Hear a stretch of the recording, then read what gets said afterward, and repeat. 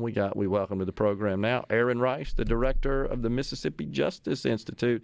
Aaron, good to see you as always. Thanks for coming in. Yeah, good to see you too, Gerard. Thanks for having me. We just had Representative Robert Johnson on the program. He, of course, is the minority leader in the Mississippi House of Representatives. He shared with us he's been in the House, what did he say, 30 years, I believe. Heard that.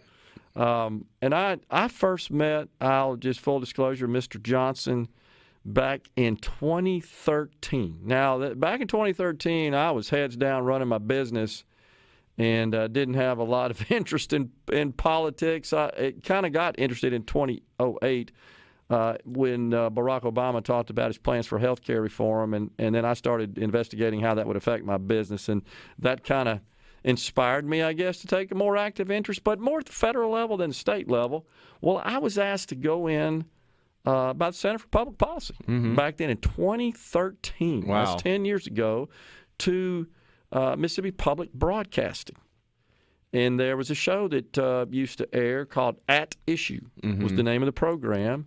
And this was about Medicaid expansion. Yep. And this was, by the way, which wasn't even available until 2014 under the law. And it was a split-screen debate with, last name was Eichelberger. He's known as Cottonmouth. Okay. Kind of on a popular, I remember him. Didn't he have a blog, I think? He did. Yeah. That's it. Yeah.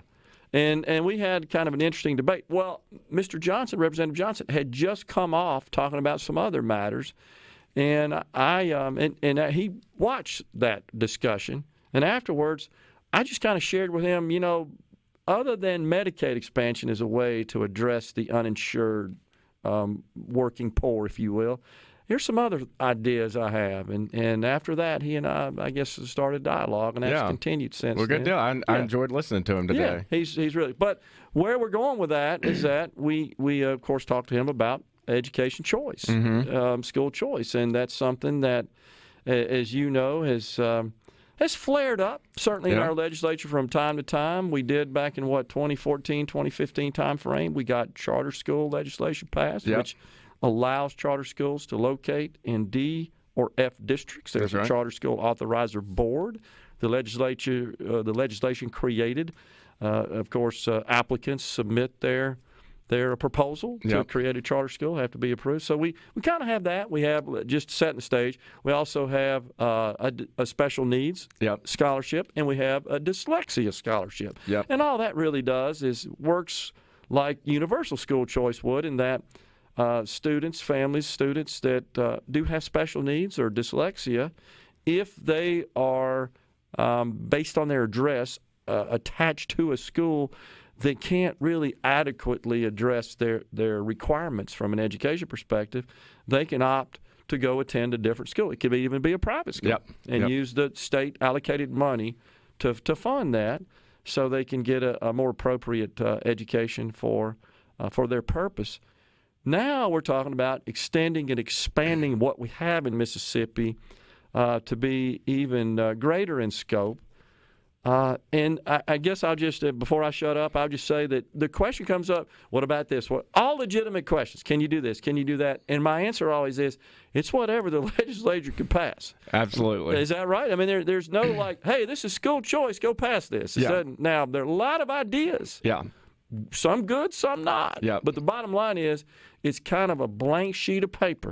It's a canvas waiting for the art, if you will. It is, and I think the most you can say on that is, what is being most widely talked about and what's being most widely considered. But you're absolutely right. At the end of the day, what's going to come out of this is what the legislators can agree to, if anything, that the governor's willing to sign. Yeah. And I think that what's being discussed most widely, I heard you talk about Arkansas earlier today, and I do think that's the approach in Mississippi that's being discussed and talked about the most, and that's kind of your education savings account or education freedom account type approach. And I think that's, what we'll be probably looking at. And I think that, one of the things that you said, people will throw up kind of, can we do this or what about that? And, one of the arguments that has been thrown out there a lot is constitutional issues. Does it, would that be constitutional under the Mississippi Constitution? And my answer to that is that it absolutely would be. There's some litigation going on that is pointed to quite often by opponents of school choice that say, well, a trial judge just recently ruled that this pandemic program that appropriated money to private schools was unconstitutional, and now that's in front of the state Supreme Court. And so, that might decide that, education savings accounts are unconstitutional. And, really that's not what is going on in that case. That case involves, first of all, federal money. So I think the Attorney General has some very good arguments right there that wouldn't violate Section 208. And we can talk about what Section 208 says in a minute. But first of all, you're talking about federal money. And second of all, you're talking about money that was directly given to those schools, for pandemic relief purposes. Yeah. And what you're talking about with an education savings account, which makes it fundamentally different, is that this money is directed to the students, or really to the parents of the students. It's a benefit to those students that they can choose to spend. And you mentioned it earlier on the program. They might choose to stay in their public school, apply for those funds to use them for tutoring services or extracurricular expenses. They might choose to apply for those funds and use them to pay tuition at a private school. They might choose to apply for those funds to use them for expenses related to homeschooling. But either way, the money is flowing to the student and to the parents of those students, which really, to me, makes any constitutional argument, and we'll talk about what Section 208 says, but it really just takes that off the table. And you're not talking about something that could violate Section 208 of the Mississippi Constitution, which says that state education funds shall not be appropriated to the support of any school that at the time is not a free school. That's right. what Section 208 says. Yep. So when you're talking about education savings accounts, you are not talking about appropriating money directly from the state to any individual school. And in fact, and we made this argument in the pandemic case, we filed an amicus brief in that case, the Supreme Court has already decided that. There was a case in 1941 in which the legislature set up a fund that purchased textbooks that could be given to students, whether they attended a private school or a public school. Okay. And some people challenged that on the same ground, Section 208, and said, this is a benefit to these private schools. It's unconstitutional. And the state Supreme Court said, no, it's not. This is going to the students. And sure, those students going to these private schools, that might indirectly benefit those private schools because now they've got students that they don't have to pay textbooks for. Yep. But any benefit to those private schools is incidental. The benefit is directly to the students, and that's what's important. And so I think the same thing is true of education savings accounts. I think that will be made clear when the Mississippi Supreme Court rules on this pandemic relief issue. That's one of the reasons we filed an amicus brief in the case, was to point that out to the court, that however you rule here, you need to be clear that you've already ruled that funds can go to the parents, and that certainly doesn't violate the state constitution, regardless of whatever you decide about these federal pandemic funds. Yeah, I mean, just to kind of put it even in even simpler terms, essentially, it's the money that the state is paying for the education of a student to a public school, and rather than it just going to that school without really the parent having any control over that and whether or not the student attends the school. Absolutely, that's exactly what it is. You're putting the control into, you're empowering the parents. Yeah. And the system we have without that is to say, well, you live in this zip code, and so you have one choice. Yeah. This is where you have to go, unless you are fortunate enough to just have enough money in your own pocket to pay to go, afford private school. But what this is doing is saying, look, the money that we otherwise, again, would just go to this school regardless of where you want to go or not, you can choose to apply for those funds, receive those funds, and then empower you to make that decision of where do I want to send my kid, where is the best education choice for my kid. And again, too, this is not an attack on public schools. I mean, a lot of parents, regardless of what happens with a program like this, are going to continue to send their kids to public schools, and Sure. we want those schools to succeed. And so, again, what it really is doing is just putting the parent in the driver's seat and letting them have a choice in where their kid is going to go. And for some of these parents, they really are in a situation where they're in a school district that is not performing, and they don't have the money to afford to send their kid to a private school. And again, this just empowers them to say, look, if this option is not working for you, you can use these funds and decide if there's another option that would. Yeah. We got a break on us right now. We're talking to Aaron Rice, the director of the Mississippi Justice Institute, discussing the possibility of expanding school choice here in Mississippi. We're talking to Aaron Rice, the director of the Mississippi Justice Institute, focused today on school choice. And the main reason we asked Aaron to come in is because there have been some, including in our state, our lieutenant governor has said that he felt that use of public dollars that go to fund the public schools, public education in Mississippi, if those dollars were used to fund education savings accounts and thus then used to pay for a student's tuition in a private school, that would violate the Constitution and law in general, but that's not what's happening here, and you've explained that. Exactly, so. And we explained it already, and again, the distinction there is that you're not talking about a program that says, where the state of Mississippi says, hey, we really like this private school, so we're going to appropriate $1 million a year to support that private school. That's not what's happening, and if that was happening, there would be an argument that violated the state constitution. But what instead is happening is the state would be saying, we want to support education for our students, and one way we're going to do that is to allow the parents to choose where to spend those funds. And so the fact that some of those parents might happen to spend it at a private school doesn't mean that's an appropriation by the state to a public school. Just to give an analogy, to say that is a state appropriation to a private school would be like saying, that a tax refund is an appropriation of federal dollars to Target. I might happen to spend some of my refund at Target. I might spend some of it at Walmart. That's right. But the government is not appropriating any money to Target or Walmart or anyone else. They're giving me money. It's a benefit to me. Actually, it's a refund of my own money.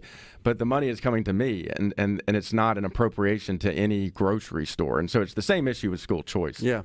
So a couple of things that I want to get to here on the C Spire text line that I'm going to address, and then I'm going to let Aaron talk about it as well.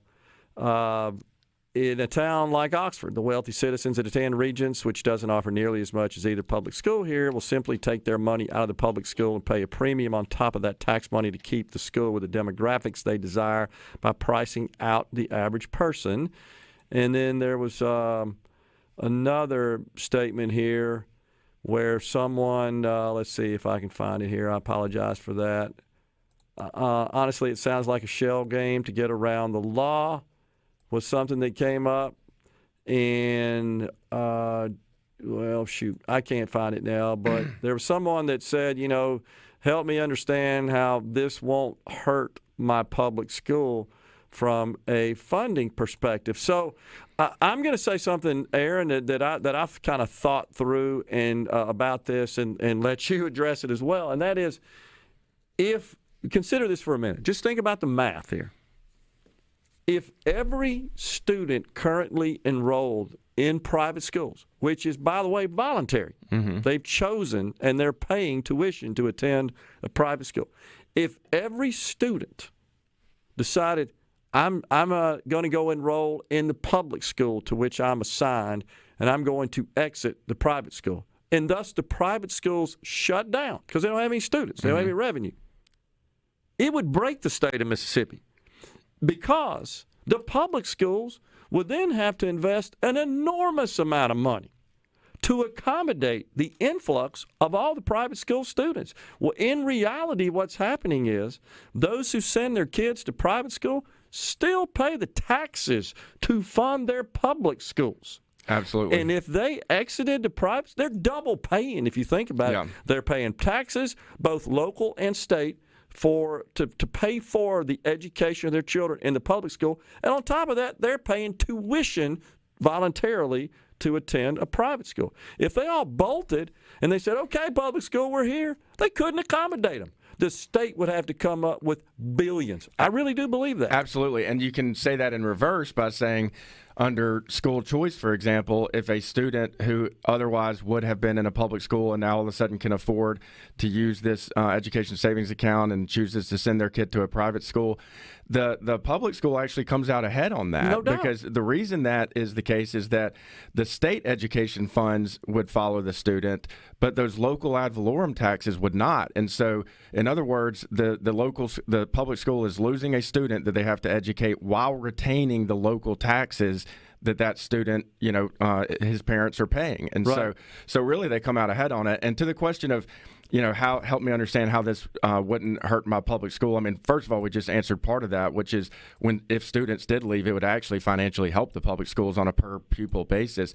But, more broadly, I think that, the issue here is that I mentioned earlier, most students are going to continue to go to public schools. And I think that for public schools that are performing well, this is going to be a total non-issue. I mean, you're not going to have this pent-up demand for a private school to move in to compete with that public school for students. If your public school is doing well and everybody loves that school and everybody wants to send their kids to that school, they got nothing to worry about. And so the issue is really in a district where it's failing and the parents do want other options. That's where there's going to be demand for an alternative, and that's where you might see some private schools pop up. And if that, the question of would that be good or bad for the public school? I mean, of course, we want things to be good for every school in our state, but ultimately the question needs to be focused on the students. What is best for the students?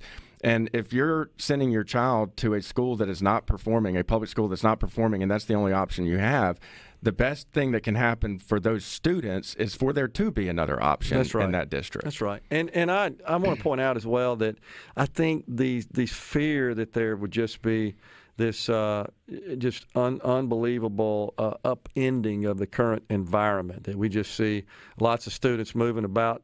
That's not what's happened, by the way, in Arkansas. If you've done any post sort of legislation research on that, there are a reasonable number of students and families that have taken advantage of that. We should also point out, this comes up as well, that there are different grades of this school choice deal, like we were talking, different extents of it. So I think in Arizona, for example, that money that is allocated per student goes to that student whether they're currently in private school or they're transferring from a public to a private school. In Arkansas, that's not the way it works. In Arkansas, the ESAs are only allowed for students that are seeking to transfer from a public school to a private school, currently in a public school. Those already in private school, they don't get any help. They don't get the benefit. But in Arizona, they did do it that way. It is, in fact, having an effect on their finances, and opponents of choice or, of course, they're parading around pointing that out, that's had a negative impact. Well, and another aspect of this, and again, like you mentioned, this just depends on what comes out of the legislature and is signed, but one of the things that you typically see and was done in Arkansas and I think is being considered here, just for people to understand, this education savings account could be used whether you're sending your child to public school or private school. So in other words, if you decide my public school is good, it works for my student, I want to keep my student in this public school, you can still apply for those funds and use them for all kind of things. So you can use them for tutoring services if your student needs that or you want to provide that. You can use it for certain extracurricular expenses that you have, related to your child's education. And so just for people to understand, everyone can benefit from this education savings account. Every student can, whether they go to public school, private school, homeschool, wherever they go. Every student can apply for and receive this benefit and use it, again, regardless of whether they go to public school or private school. And we should also point out that in Arkansas, when they set this up, it only allocates 90% of the state's cost to the ESA. And again, we need to clarify, the local portion of school funding is not part of this. This is just the state's portion. Absolutely. The local funding doesn't apply. Exactly. Again, which goes to the point that Gerard and I were discussing earlier, which is that, if any student does leave a public school, they're actually financially better off. I mean, they're losing a student, but still retaining the local ad valorem taxes. Money, right? Yeah. I still say if we emptied out all the private schools and they head for the doors of the public schools, they couldn't accommodate them. We'd have to start building schools. It'd be a financial disaster, really. And hiring a bunch of teachers, building stadiums and all the like. Think about that. You'd be inserting the entire private school ecosystem in the public school. Exactly. And we've discussed this already, but I think at the end of the day, it really needs to all come down to the students. We can talk about what does this mean for this school or for these administrators or these teachers or this or that, and all of that is important. But at the end of the day, the most important question needs to be, what does this mean for students? Is this good or bad for students? And I think most people would agree that it would be better for students if they're in a district that is not performing. It would be better for them to have another option and to be able to control their education funds, where they go and where they send their students, and that's all we're really talking about. That's what we're talking about. But before you go, I just want to clarify, in your professional opinion, ESAs do not violate the Constitution. Absolutely. I think the Mississippi Supreme Court has given us every reason to believe that an education savings account is perfectly constitutional under the state constitution. Well, we got to take that off the table as an objection. There may be other objections. This ain't one of them. I don't think this is a legitimate one for sure. Appreciate it, Aaron. Yep. Thanks for coming in. Thanks, Gerard. Coming right back, folks. Stay with us. We're back. We had an enlightening discussion, as is always the case, with Aaron Rice, the director of the Mississippi Justice Institute, concerning school choice. So what we're going to continue to do here on the program, because I do think this is going to get a lot of attention in the legislature this year, and I'm glad for that, is, again, I appreciate and understand folks' concerns. I really do. I appreciate that they have concerns. Let's put it that way, because I know you're shaking your head a bit. Yeah, I don't understand this mindset that kids and parents of kids are going to leave a good school to go to an underperforming private school. I totally agree. That's like pushing away a steak and going, let me get some Little Caesars over here. You've heard so many objections. What about this? What about that? Right. So what I think we should focus on, rather than continue to hammer on the benefits, which are important, no doubt about it, of school choice. And Aaron, I think, described that perfectly. Is that really our concern here is about the best setting to produce the best educational outcome for the student, for the children, no doubt. But to those who have concerns, I want to make sure that we adequately, truthfully resolve their objections, handle their objections. And by the way, where those are important are in the legislature. And because members of the legislature who I think want to support this, even Republicans, because generally speaking, this is a widely held conservative viewpoint. It is not popular in the Democrat circles. That's just nationally. That's just a fact. Is that they can understand that many of these objections are just invalid, that really don't have any merit. And so that they could stand before their constituents that are voicing concerns and then respond to them in a truthful, accurate manner. No, this isn't what this is. And I would not support whatever that is. And again, I want to point out, it's a clean slate. It's a blank canvas waiting for lawmakers to put their art on it, essentially, and craft good legislation.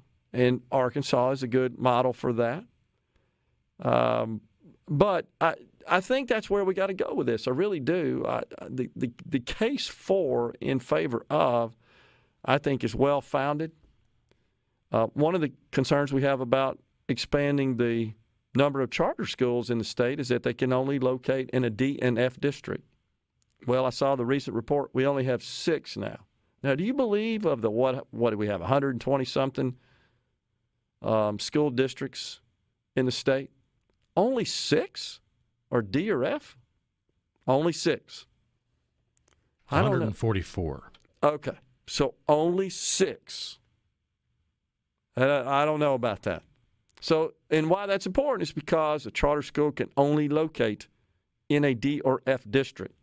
I think that's one of the first things we should change legislatively, is to allow charter schools to locate in any district. Now, charter schools, again, rely on state funding. They're essentially public schools. They're not private schools. They're public schools because they operate with state funds. Same deal. It's an account. And so a student applies to enroll in a charter school and exit the public school. And the money follows them to the charter school. So the public school would say, perhaps the public school would say, well, gee, we're losing our money. Well, what if, just as crazy scenario, every student in a public school, maybe some sugar daddy came along and said, hey, tell you what, I'm going to build a private school here and every one of you can go and I'm going to pay for it. Then what happens? I guess they're fine with that. Maybe it's half of them. I don't know. But you see the point is that the public school system is designed and is responsible for providing, by law, public education to everybody. And if they're enrolled in private school, and I know I said it's voluntary, and someone said here, it should be voluntary. I agree. And I don't think you'll find any folks, any families that are paying for a private school education. I've never heard any of them argue, honestly. Hey, the state really ought to be sending me some money for this. I'm helping the state out. I've never seen a person in my lifetime do that. Have you? Some libertarians, yeah. Okay. All right. Well, I stand corrected. I wonder if they even have kids in school or if they're just libertarians that are expressing their viewpoints. I don't know. Could be either, but okay. Fair enough. But, of course, those people, for the most part, I think would prefer that the government be out of the education business, right? I think that's one of the things they stand on. So, okay, that makes sense. But, I mean, in general, if I went to the halls here of Jackson Prep or St. Andrews thinking about the private schools, Jackson Academy, I doubt I'd find too many parents to say, oh, yeah, now that you mention it, I think the state ought to be sending me some money to reimburse my tuition. I just haven't seen them, in the streets clamoring for that, as an example. And so I think the way to handle this in a way that assuages those concerns and fears and gets something going here is to do like Arkansas did. It's only available to students in public schools that wish to transfer. They apply for an account. And if it doesn't cover the full cost, then they have to cover it out of their pocket. And by the way, the private school's not compelled. I would not support the government compelling the private school. You must accept everybody that applies. I don't care what the reason is. If they apply, whatever their application, their admission standards are, those should apply, even to kids that seek to transfer from a public school using an education savings account. I'm not for that. I don't want the government dictating to the private schools their admission standards. Now, there's some who say, well, I have concerns that, in fact, if the public money is being transferred, being used to fund tuition, let's say in a private school, in a micro school, home school, charter school, whatever the setting may be, that they are not adhering to the standards that the public schools have to comply with. Okay, I get that, but does that really matter if the student and their parents or their caretakers are okay with that? I mean, it's not like they're I think lacking information there. They should go through the diligence of making that choice. But the most important thing is they are best suited, not the government, to determine whether or not that setting is optimal and helps that student achieve their fullest potential. That's what it's all about. Producing that education value and outcome that enables them to thrive in life after they're a student. That's the goal of education, period. It doesn't matter if it's public, private, charter, homeschool, micro school. Doesn't matter. That ought to be the goal. Now, somebody may argue with me on that and say, no, that's not the goal. I struggle to find another reason, honestly, especially when you consider how much we've talked about the higher ed environment with all these education effort, investment, time, money spent on pursuing these worthless degrees and taking all these worthless courses that don't really prepare them for a productive life post-education. So hopefully we can get something done that everybody can live with and make sense. Again, Arkansas, with only allocating 90% of the statewide per pupil average, I think makes sense. And it's phased in, by the way, available to all K-12 students by 2025. It gets phased in between the time it was enacted until 2025 as far as what expenses qualify and who's eligible for it and so forth. And, maybe it's a situation where it's means tested as well. Maybe that's a deal, especially if it's paying for public school students to transfer for private schools.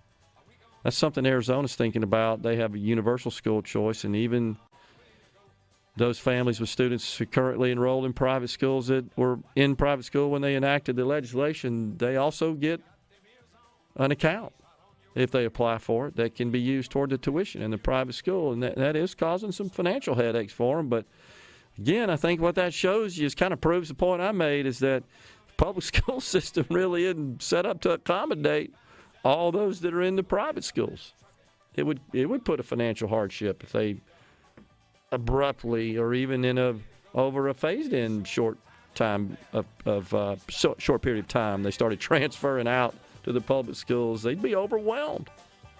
We got the final segment on middays coming back after this break. Stay with us. On the C Spire text line, Oxford would have millions not come into its budget and have basically the same amount of students. That's not possible, because the money would only flow out of the public school into an education savings account if the student exited the public school and applied for the account for a different setting for their education.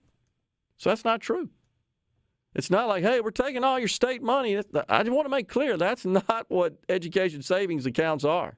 It's not like that the state just places all that money, takes it away, rips it away from the public school districts that it currently allocates, rips it away, sticks it in an account, and everybody can just do whatever they want to with it. That's not how it works. Not at all. I've never seen such an implementation of the states that have enacted school choice programs. Haven't seen that. So I want to make sure that's not the case. Get the government out of education, says Matt Rose, and lower my taxes accordingly. Don't think that's going to happen, Matt. Where I live, our public school is a C ranking, and the charter school has an F ranking when MDE releases scores for this year. It wouldn't be in that district because they cannot locate except in D and F districts. But I hear you. And one thing I would say to keep in mind about some of the charter schools that you'll see some rather low ratings on is that that's often because they do end up serving the more problematic students, the students that are struggling in the public school setting, and they transfer to a charter school to improve that, and that does kind of dilute. And the goal, of course, is to get them a better environment to help them improve that situation. 140 school districts, says KC. Many students do not do well in large public school settings. We have for years talked about creating a small school setting in our alternative education center. However, we are limited by funding. I believe KC serves on the Ocean Springs School Board, still does. That's, I thought the top rated district, if I'm not mistaken, in the state, certainly one of them. Yeah, I hear you. I think that's just in line with the idea that one size fits all. That's the bottom line premise behind school choice. One size does not fit all. Definitely, and you just can't apply the exact same environment, standards, structure, all the above to every single student and get the same outcome, essentially. Different, just thrive in different circumstances. Not a whole lot unlike your professional career.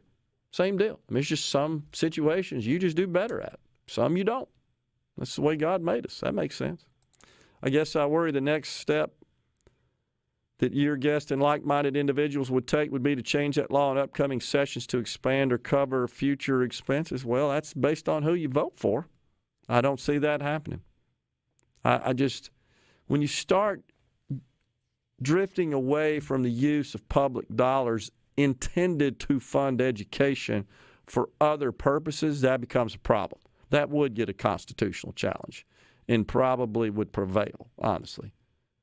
And again, I've heard it so many times, you may have too, Rhino, this misconception that education savings accounts are simply checks that just get sent to those who have applied and been approved, and then the state would essentially rely on those recipients to invest that money in the education of the pupil in their household. That is not what education savings accounts are. Let me be clear on that.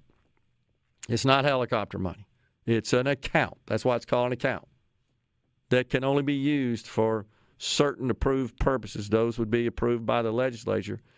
And it does not flow through the individual unless they have some legitimate, valid expenses that are reimbursable, but they have to pay for them out of their pocket and then apply for reimbursement. And those have to be reviewed and vetted and approved. It's not unlike in a private company setting. If you are doing official work for the company, whatever their expense policy is could possibly apply, such as mileage, for example, or per diems, things like that, other travel accommodations, and you submit an expense report after you've incurred those expenses, and then those are either approved or rejected.